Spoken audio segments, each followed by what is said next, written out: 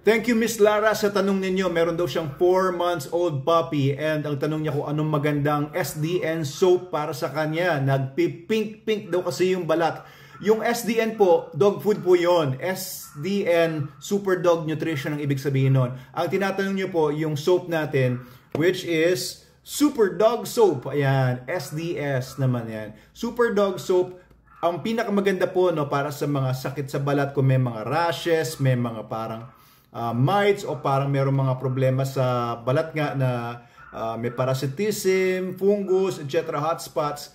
Ang pinakamaganda yung red or itong black. Okay, available po dito sa TikTok shop natin. Mag yellow basket lang po kayo dun sa baba. Hanapin nyo lang po dun sa mga products yung black or yung red. Ayan, kung may mga problema sa balat.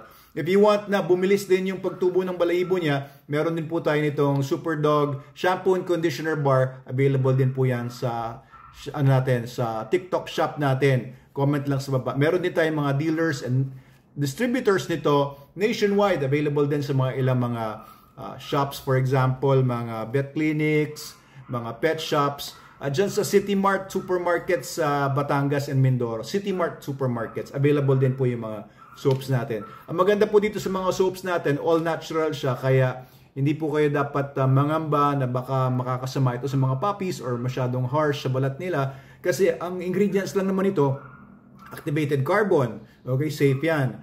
Meron po yung natural tawa, safe po yun. Meron po yung biosulfur, safe naman yan. No? Although it's classified as a drug, pero safe po yan. We also have extracts ng neem and madre de cacao doon sa formula natin. And ang base po niyan is high grade na coconut oil. Ayan, hindi po yan, hindi rin po siya 100% saponified, kaya yung oils niya nagagamit pa ng balat. Diba? Kasi yung ibang mga gumagamit ng mga sabon ay ang kanilang problema ay baka daw mawala daw yung mga natural oils ng balat nila. This would not be your problem sa Super Dog Soap kasi mapapalitan siya ng coconut oil. So maganda po yung formula nito.